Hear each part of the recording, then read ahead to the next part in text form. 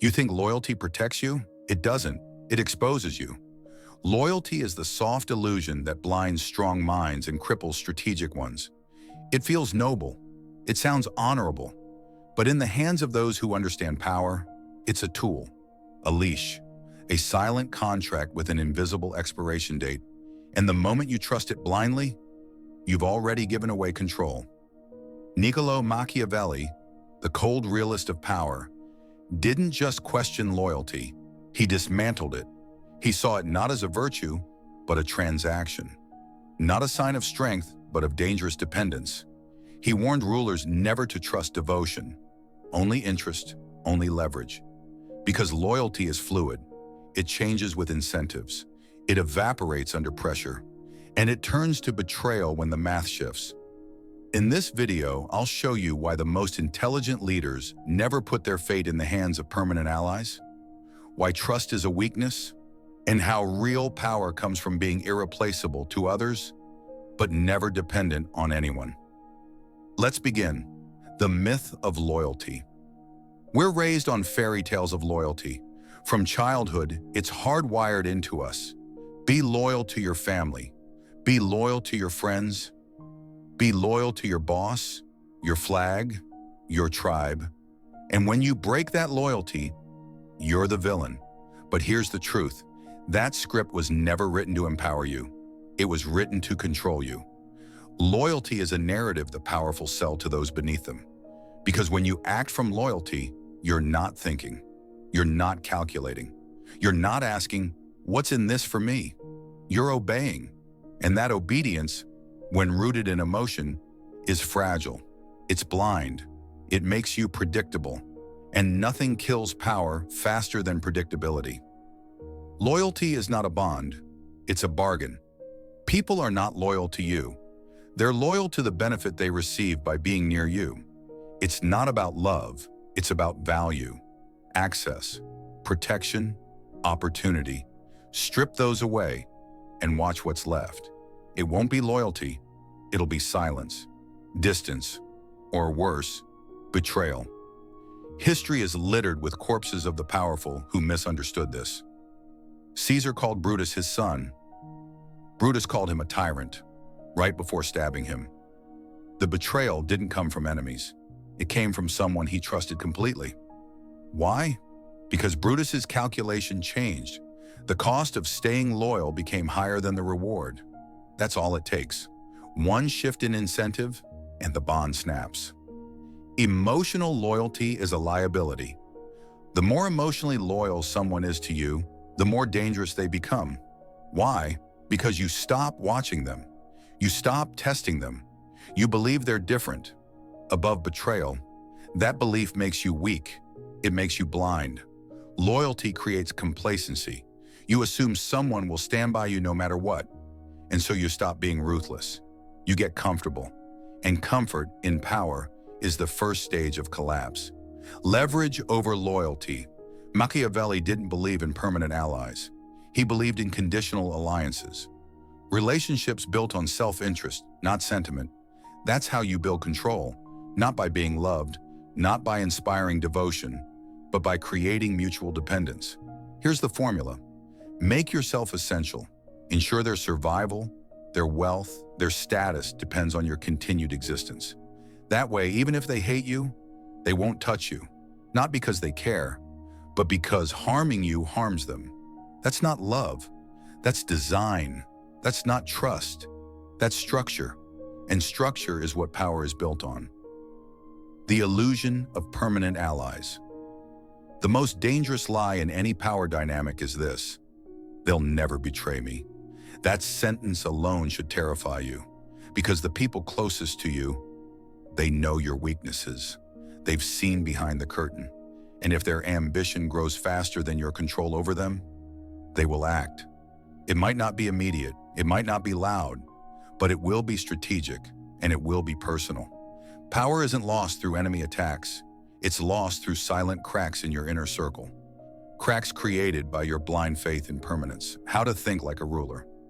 If you want to hold power, you must think like a ruler, not a romantic. A ruler doesn't ask, who can I trust? They ask, who depends on me? and who can be replaced. Loyalty makes people feel safe. Leverage makes them stay sharp. You want your circle to know one thing clearly: they are valuable, but never essential. This creates tension. It creates pressure, and pressure creates performance. The second someone feels untouchable, they stop serving, they start scheming, and you stop ruling. The real power move: replaceability. Want to become untouchable? Make sure no one else is. Build systems, not attachments. Train replacements. Cross-train roles. Keep people rotating. Let no one, not one advisor, one employee, one partner, become a single point of failure. Why? Because the second someone becomes indispensable, they hold the blade, and they will learn to use it. You must stop seeing loyalty as a shield. It's not armor, it's a story. And in power, stories get rewritten. The people who praise you today will envy you tomorrow. The ones who call you brother will plot your downfall the moment it serves them. That's not betrayal, that's math. And Machiavelli understood it centuries before the rest of us. Loyalty doesn't collapse in chaos. It evaporates in silence, as soon as the conditions change. The economics of loyalty.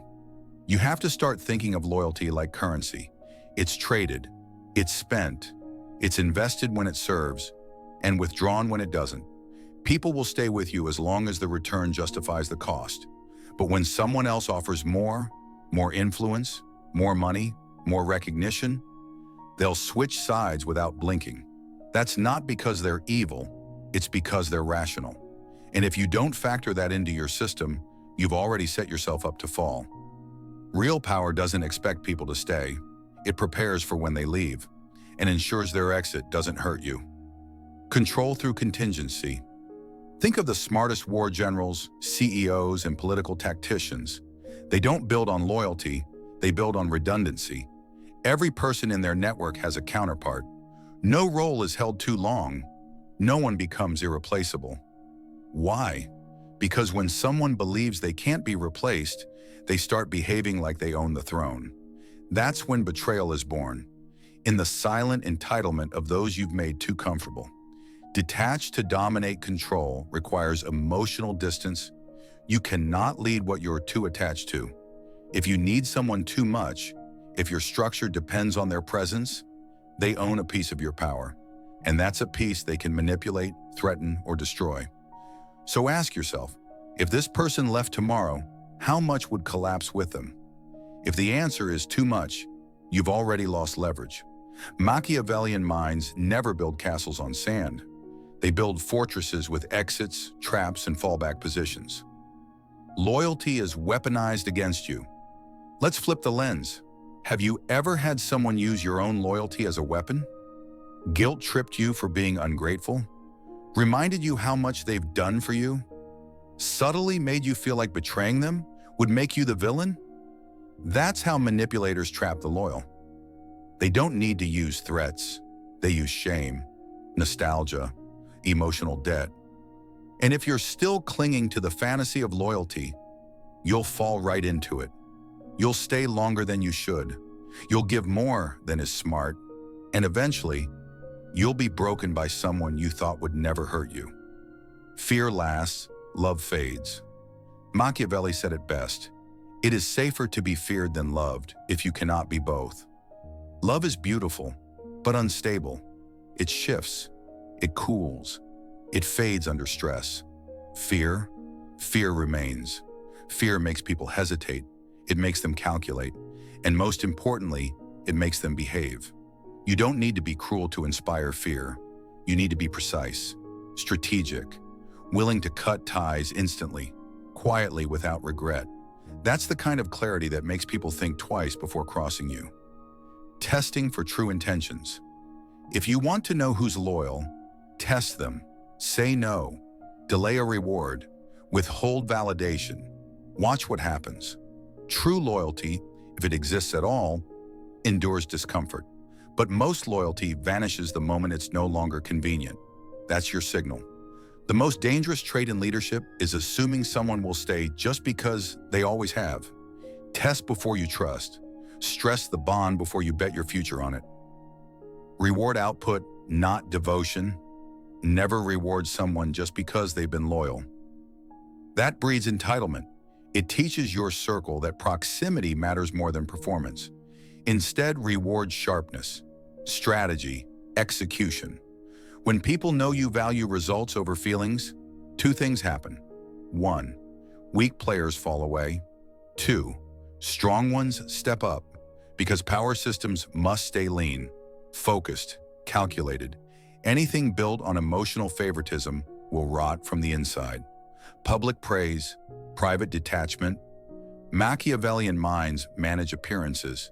You speak of loyalty with warmth in public. You honor commitment. You praise the team. But behind closed doors, you prepare for exits. You document everything. You cross-train roles. You keep backup plans. No one gets the full picture but you. That's not paranoia. That's insulation. Because betrayal doesn't break you when your system doesn't allow it to. The power of silent replacement. Here's the real flex. Replacing someone without chaos. No panic, no explanation, no ceremony. Just gone. That kind of efficiency terrifies people. It creates an environment where everyone knows. If you slip, you're cut. If you stall, you're replaced. That doesn't just protect your power, it sharpens it. Because everyone around you stays alert. They stop taking you for granted. They start performing like their survival depends on it, because it does. Are you replaceable? Now flip the question. Are you replaceable to yourself? Can you walk away from people you once depended on? Can you lose a teammate, a friend, a partner, and remain unshaken? That's the final form of self-mastery. The day you realize no one can destroy you by leaving is the day you stop fearing loss. And that fear, once gone, is replaced by power. Detached, calm, focused. The people around you will feel it. They won't know what to call it, but they'll sense the difference. They'll know you're not bound by emotion, and that is terrifying. Stay mysterious. Stay in control. Predictability is weakness. When people can read you, they can play you. That's why Machiavellian rulers remain unreadable. They share strategically. They express selectively. They stay enigmatic, because mystery protects power and distance maintains dominance. Let others speak too much. Let them declare their loyalty, their love, their undying support. You stay silent, stay strategic, because in silence there's control, and in control there's safety. Final reflection. Most people think being irreplaceable is the goal. It's not. The real goal is to be surrounded by people who know they're replaceable. When everyone around you understands they serve at your discretion, they respect you more. They serve harder. They betray less. That's the architecture of dominance. Machiavelli didn't preach paranoia. He preached preparedness. He didn't teach hate. He taught leverage.